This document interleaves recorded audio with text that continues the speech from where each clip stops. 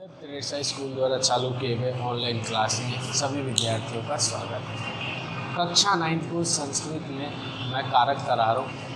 कारक में हमारा तीसरा कारक चल रहा है करण कारक। कर्ता कारक और कर्म कारक करा चुका हूँ, तीसरा हम कर रहे हैं करण कारक। इसमें भी कुछ किए हैं, आगे से आगे करते जा रहे।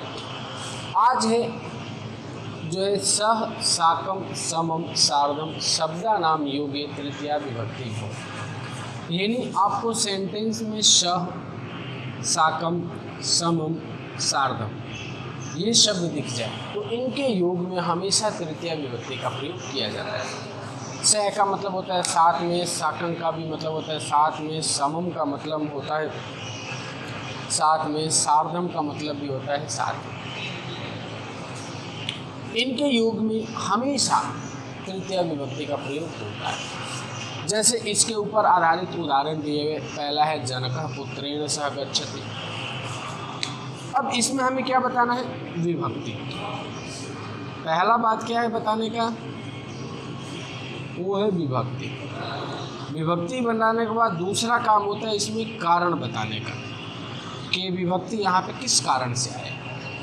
तो पहले पढ़ते हैं, सेंटेंस दिया हुआ जनकः पुत्रेण सह गच्छति। जनकः यानी पिता, पुत्रेण यानी पुत्र के, सह यानी साथ, गच्छति यानी जाता है। जनकः यानी पिता, पुत्रेण यानी पुत्र के, सह यानी साथ, गच्छति यानी जाता है। यानी पिता पुत्र के साथ जाता है। यहाँ पे सह शब्द आया हुआ है और ऊपर कहा गया है सह शब्द के योग में हमेशा कौन सी विभक्ति का प्रयोग होता है? तृतीया विभक्ति का प्रयोग होता है। तो विभक्ति क्या लिख देंगे?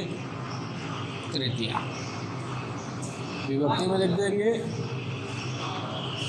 तृतीया विभक्ति। अब बताना है कारण। कारण लिखेंगे तो लिखेंगे अत्र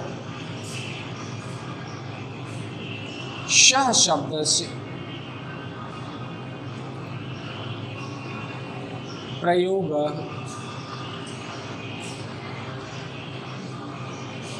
वर्तते, यानी किसका प्रयोग है? सह शब्द का प्रयोग है। आगे लिख देंगे सह शब्द से योगी, यानी सह शब्द के योगी सर्वदा यानी हमेशा। तृतीया विभक्ति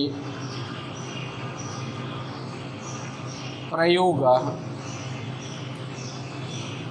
भवति, यानी यहाँ पे सह शब्द का प्रयोग हुआ है और सह शब्द के योग में हमेशा तृतीया विभक्ति का प्रयोग होता है। ये आपको कारण दे देना है।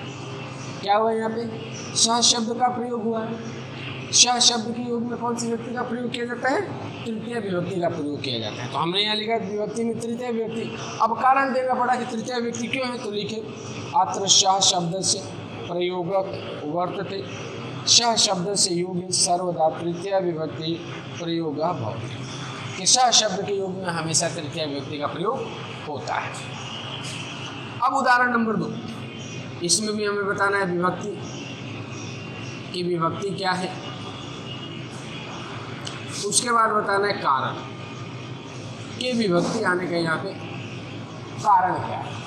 पहले हमें बताना है विभक्ति, उसके बाद बताना है कारण। तो वाक्य पढ़ते हैं, सीता गीता या साकम पढ़ते हैं। यहाँ पे ध्यान से देखें, साकम शब्द आया।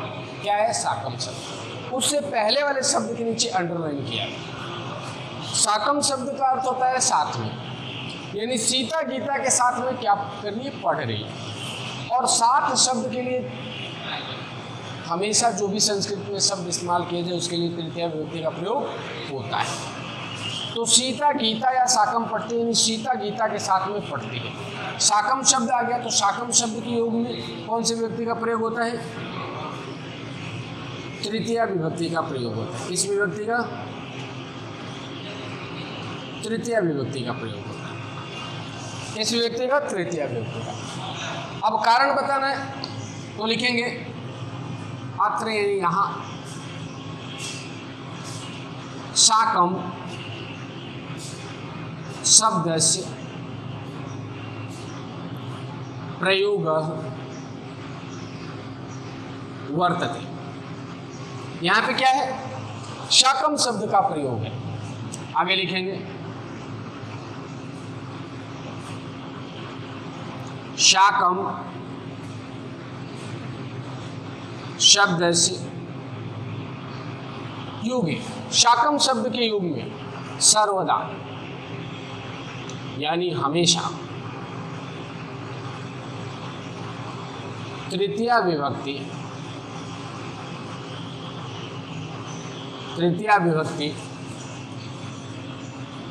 प्रयोग भवति। और शाकम शब्द के युग में हमेशा कौन सी विभक्ति का प्रयोग होता है, तृतीया विभक्ति का प्रयोग होता है। यहाँ पे शाकम शब्द का प्रयोग किया गया है और शाकम शब्द के युग में हमेशा कौन सी विभक्ति का प्रयोग किया जाता है, तृतीय विभक्ति का प्रयोग किया जाता है। अगला है, इसमें भी हमें बताना है विभक्ति। पहला काम है बताना विभक्ति और उसके बाद दूसरा काम है हमें कारण स्पष्ट करना कि विभक्ति यहाँ आने का कारण क्या है। जैसे ते स्वमित्रे सार्धम क्रीडन्ति, यहाँ पे देखो स्वमित्रे शब्द के नीचे अंडरलाइन किया हुआ है, उसके बाद में सार्धम शब्द आया है, अपने आया है सह, साकम, समम और सार्धम। इन शब्दों के योग में तृतीय विभक्ति का प्रयोग होता है। यानी अंडरलाइन जिसके नीचे किया हुआ है उसके आगे सार्धम शब्द आ गया, तो अंडरलाइन शब्द के नीचे कौन सी विभक्ति है, उसमें तृतीया विभक्ति है। क्यों तृतीय विभक्ति है, क्योंकि यहाँ पे सार्धम शब्द का प्रयोग किया गया है और सार्धम शब्द के योग में कौन सी विभक्ति आती है, तृतीया विभक्ति। कारण लिखेंगे अत्र यहाँ सार्धम शब्दस्य प्रयोगः वर्तते। यहाँ पे सार्धम शब्द का प्रयोग है। आगे लिखेंगे सार्धम शब्दस्य योगे, सार्धम शब्द के योग में सर्वदा यानी हमेशा तृतीया विभक्ति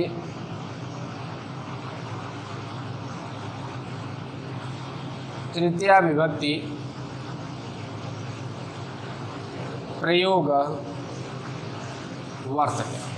और सार्धम शब्द के योग में हमेशा तृतीया विभक्ति का प्रयोग होता है।